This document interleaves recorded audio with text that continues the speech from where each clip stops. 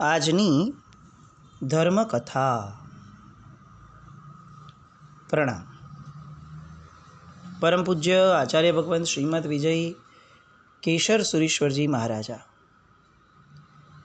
યોગનિષ્ઠ આચાર્ય ભગવંત.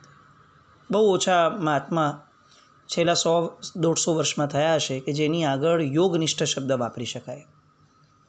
બુદ્ધિસાગર મહારાજ સાહેબ, શાંતિસુરી મહારાજ, કેશરસુરી મહારાજ, એટલે આમ બહુ જૂજ નામો આપણને મળે. કારણ કે આ ક્ષેત્ર જે છે એ આપણી માટે બહુ ઓછું ખેડાણવાળું રહ્યું છે. ક્યાંક ને ક્યાંક કદાચ આપણે એ સમયે સાધુ ભગવંતોની સંખ્યા ઓછી હોવાના કારણે, અથવા પછી પરમાત્માના શાસનની લોકોની અંદર પ્રભાવ ના થાય એ માટે પ્રવચન સ્વરૂપ ધારામાં આગળ વધવા માટે, અથવા પછી બીજા ક્ષેત્રો અને બીજી ક્રિયાઓ એના ઉદ્ધાર માટે પણ મહાત્માઓ અને એ સમયનું જગત, જૈન જગત એ કદાચ વધુ ક્રિયારત રહ્યું, વધુ એક્ટિવ રહ્યું, અને એ સમયની કદાચ જરૂરિયાત પણ હશે.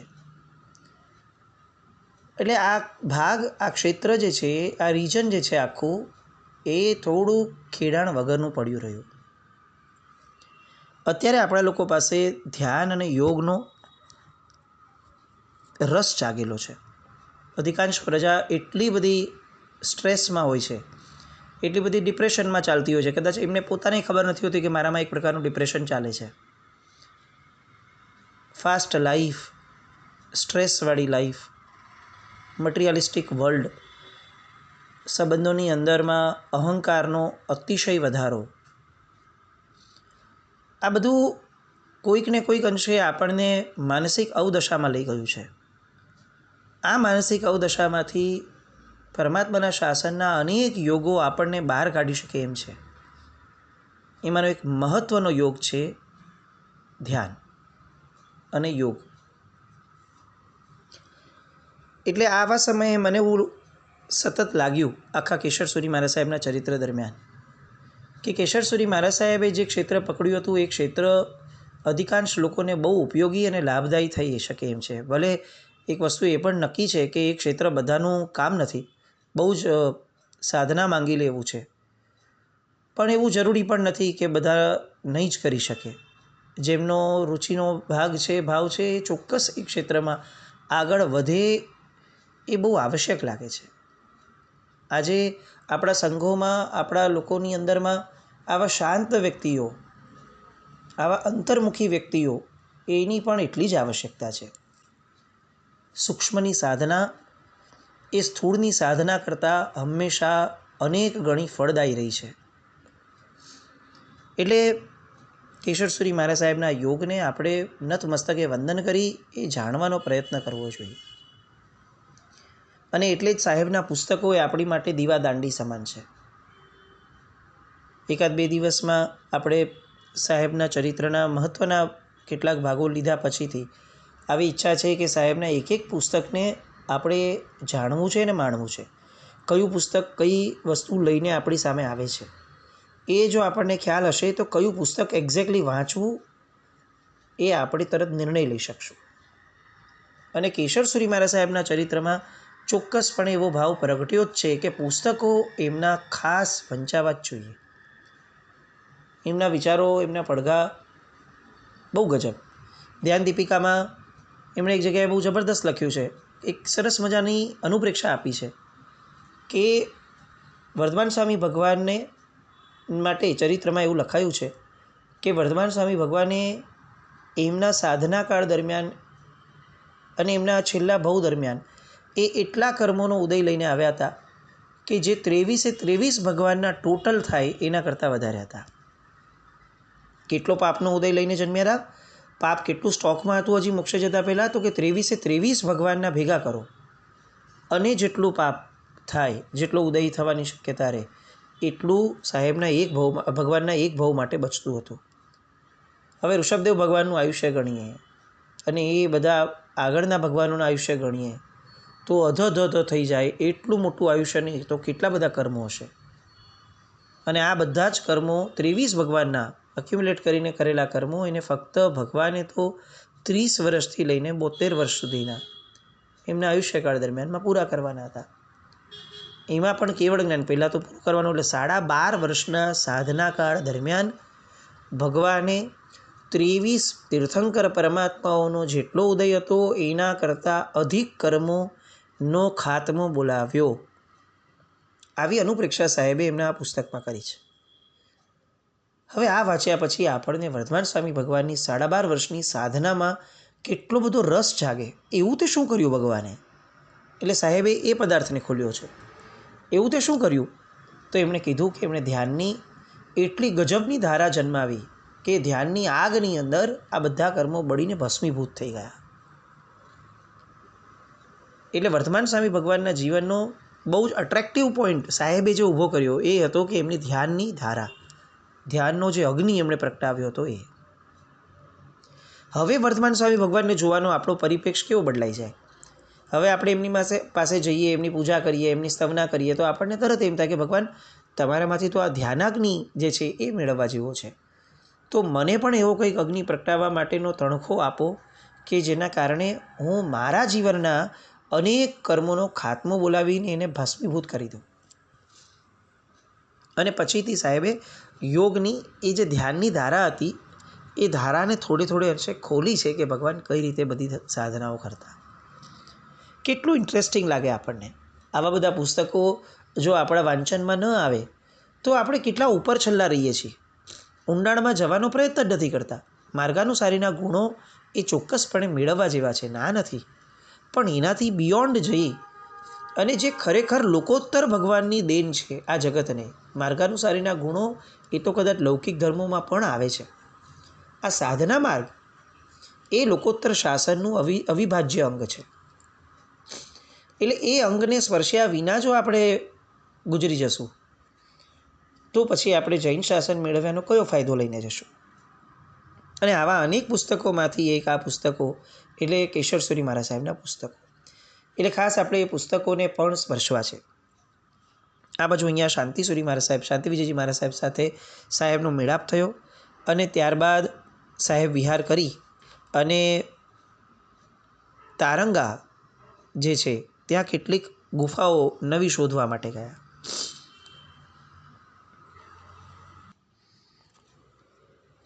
એ પહેલાં પાલનપુર વગેરેની અંદર કેટલીક દીક્ષાઓ, 3 દીક્ષાઓ ટોટલ મળીને અલગ અલગ જગ્યાઓએ સાહેબની નિશ્રામાં થઈ. એ સમય દરમિયાન શ્રી મહાવીર તત્વ પ્રકાશ નામનો એક સંસ્કૃત ગ્રંથ જે છે એ પણ છપાવવામાં એટલે લોકોની વચ્ચે મૂકવામાં આવ્યો. આચાર્ય ભગવાનને ફરીથી શાંતિવિજયજી મહારાજ સાહેબને મળવાની જિજ્ઞાસા થઈ. આ પહેલાં પણ આપણે જોયું છે કે એમનો આ ગુણ હતો. એક વિષયની લગ્ની લાગે તો એટલી ગજબ લાગે અને એ દિશાનો પુરુષાર્થ કરે તો એવો કરે કે જાણે બીજા બધા કામો એમની માટે ગૌણ હોય, એમને ગમતું કામ કરવા માટે એમની પાસે સમય જ સમય હોય. ફરીથી શાંતિવિજયજી મહારાજ સાહેબને પત્ર લખ્યો કે હજી અમે આબુથી નજીક જ છીએ, તો સાહેબ ફરીથી મળીએ.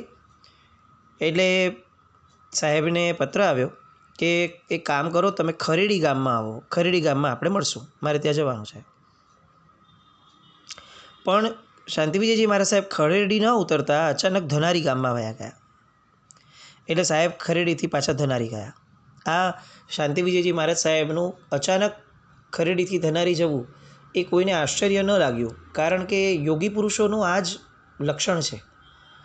એ લોકો કોઈ પણ વસ્તુમાં નિર્ધારિત ના હોય. અનઓર્ગેનાઇઝ માણસ અને યોગી પુરુષ આ બેઉ બહારથી જોતાં સેમ લાગે.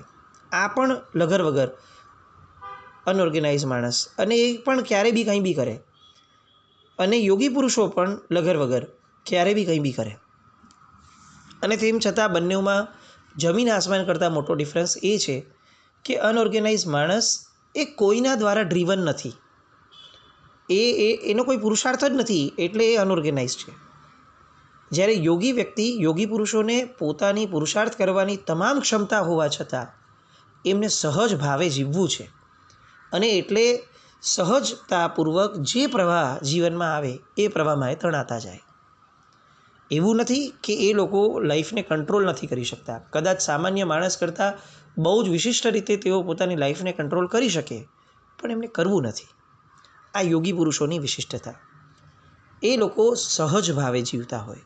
આપણે બધા અસહજ ભાવે જીવવાના આગ્રહી અને આદતવાળા થઈ ગયા છે.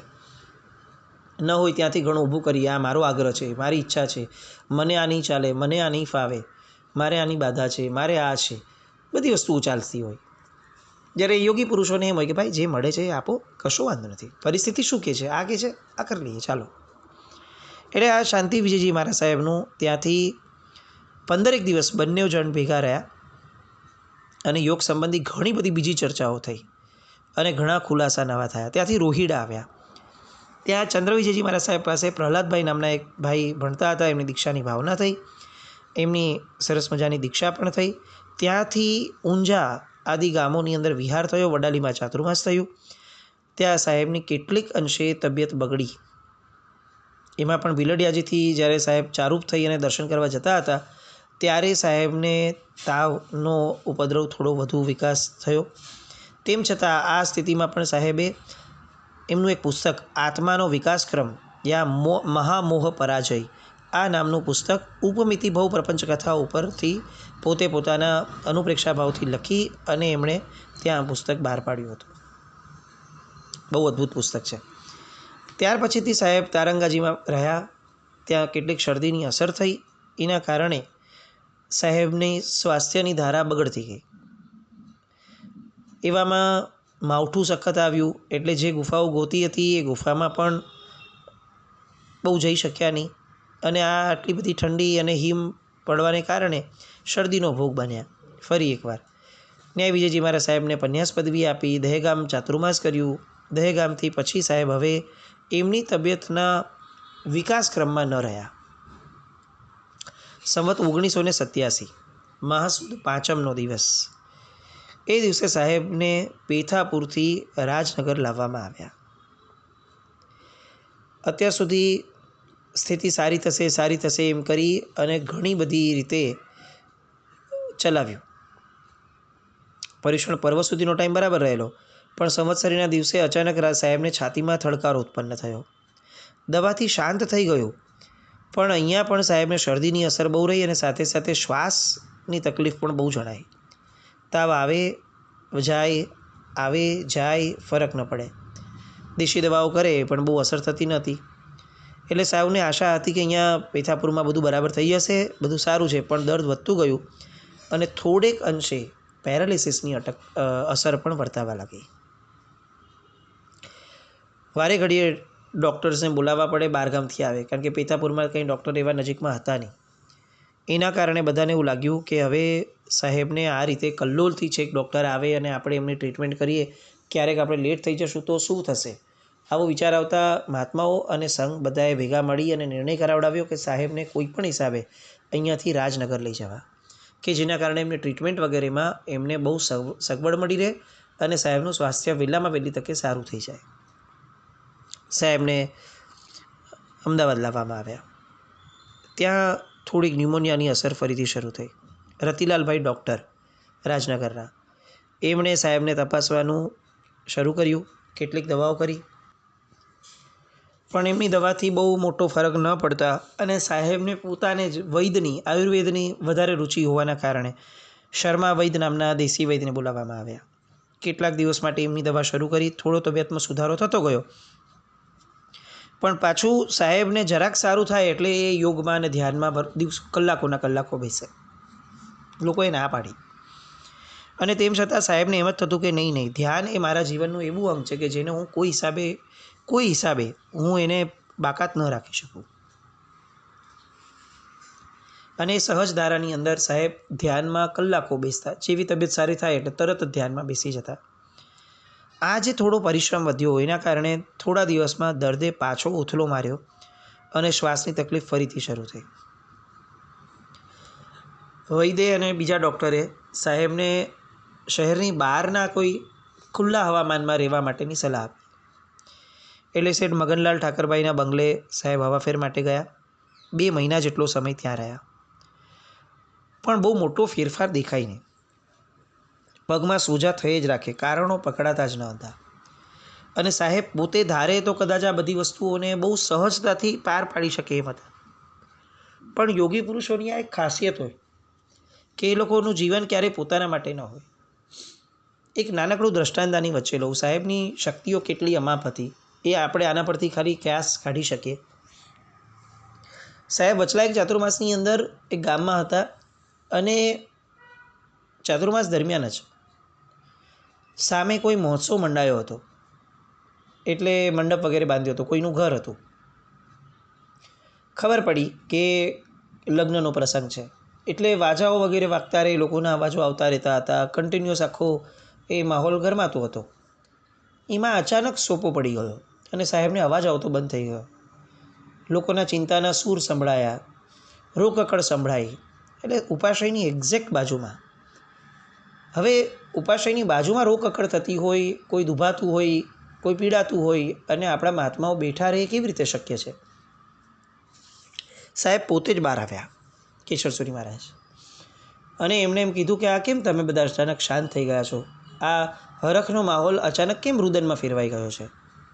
અને ત્યારે કોઈક વ્યક્તિએ કીધું કે સાહેબ, આ જે વરરાજા છે એ વિધિમાં અચાનક કંઈક બધું કરતા હતા ને ત્યાં અચાનક સાપ આવી ગયો અને સાપ એને કરડી ગયો અને સાહેબ એ મૃત્યુના આરે છે. સાહેબે કીધું કે જો તમે બધાને બહાર કાઢો તો હું તમને આ વસ્તુમાં કદાચ કેટલીક શક્યતા હોય એટલી મદદ કરવા પ્રયત્ન કરું. એમણે કીધું સાહેબ બધા ડૉક્ટરો આવી ગયા, બધાએ હાથ ઊંચા કરી નાખ્યા છે, કોઈ કંઈ શક્યતા દેખાતી નથી, ઝેર પ્રસરતું જ જાય છે. એના શરીર પરથી પણ લાગી રહ્યું છે કે શરીર આખું ને આખું નિસ્તેજ થઈ રહ્યું છે, ઝેરની અસર વર્તાઈ રહી છે. સાહેબ કે જુઓ તમારી જેવી ઈચ્છા. પણ પછીથી એ ભાઈને એ વરરાજાના સદભાગ્યે એ ભાઈને મન થયું કે આચાર્ય ભગવાન છે કે છે તો આપણે ચાલો એ પ્રયત્ન ચોક્કસ કરીએ. એટલે એમને બધાને બહાર કાઢ્યા. સાહેબ અંદર ગયા. અંદર જઈને જે વરરાજા હતા એ વરરાજાને સીધા એમણે ફક્ત એક હાથ લગાડ્યો. કેટલીક ધ્યાનની ધારામાં સાહેબ ચડ્યા અને થોડીક જ મિનિટની અંદર સાહેબે કીધું કે જુઓ, આમના શરીરમાં ઝેર ખાસું એવું પ્રસરી ગયું છે પણ હજી સુધી એમના બ્રહ્મરૌદ્ર સુધી નથી પહોંચ્યું, એટલે એમનો જીવ પાછો લાવી શકાશે. તમે બધા થોડો સમય મને આપો અને મારી પર શ્રદ્ધા રાખો તો હું એમને શરીરની કેટલીક ગુફાઓમાંથી ઝેર કાઢી અને એમને યોગના પ્રયોગો દ્વારા હું સાજો કરવા પ્રયત્ન કરું. પેલા ભાઈને તો ડૂબતાને તરણું સમાન લાગ્યું. ડૉક્ટરે તો હાથ ઊંચા કરી નાખેલા હતા, બીજો કોઈ રસ્તો અત્યારે હતો જ નહીં. એટલે તરત જ એમણે સાહેબને કીધું કે સાહેબ આપ જે આપને યોગ્ય લાગે એ કરો, પણ સાહેબ આ પાછો આવવો જોઈએ. એટલે સાહેબે કીધું ભલે, હું પ્રયત્ન કરું છું. એક જૈન સાધુ કેટલી હદ સુધી પરોપકારના કાર્યની અંદર નિસ્વાર્થ ભાવે જોડાઈ શકે છે, આ એનું એક્ઝામ્પલ છે. સાહેબે પોતાના યોગના પ્રયોગો શરૂ કર્યા, ધ્યાનના અને યોગના. સામા વ્યક્તિનો હાથ પકડ્યો અને પોતાની કેટલીક ઉર્જાઓ એ એમને આપતા ગયા. એ ઉર્જાઓ દ્વારા એના શરીરનું ઝેર જે છે એ તે ચક્રોની શુદ્ધિ દ્વારા સાહેબ બહાર કઢાવતા ગયા. ચક્રનું ધ્યાન પોતે કરે, એની અસર બીજાને થાય. આ કંઈક એવી અલૌકિક શક્તિ હતી કે જેની આપણે કલ્પના ન કરી શકીએ. અને ધીરે ધીરે એક પછી એક ચક્રોની શુદ્ધિ થતાં પેલો યુવાન જે છે એ હોશમાં આવવા લાગ્યો. અને સાહેબ પછી એમનો ઓઘો ફેરવ્યો, એની ઉપર મોરપીંછ મંગાવ્યું. મોરપીંછ એ ઝેરનો નાશ કરે છે. એટલે એ સાધક અને યોગી પુરુષો દ્વારા મંત્રોચ્ચારપૂર્વક અને યોગની સાધનાપૂર્વક જે પણ ક્રિયાઓ થતી હોય એ સાહેબે ક્રિયાઓ કરી પેલા યુવાનને બેઠો કરી દીધો અને ભાગતો કરી દીધો. આ દ્રષ્ટાંત અહીં ટાંકવાનું કારણ એ છે, સાહેબ ચમત્કારી પુરુષ હતા એવું વાત નથી. યોગની આ એક સામાન્ય ઘટનાઓ છે કે જે યોગ કરનારાને પોતાને સહજપણે ખ્યાલમાં આવે કે યોગની તાકાતો શું છે. અત્યારે આપણે એટલા બધા નિર્માલ્ય અવસ્થામાં આવી ગયા છે કે આપણને સામાન્યતઃ યોગની અસર પણ આપણને તો ચમત્કાર લાગવા લાગે.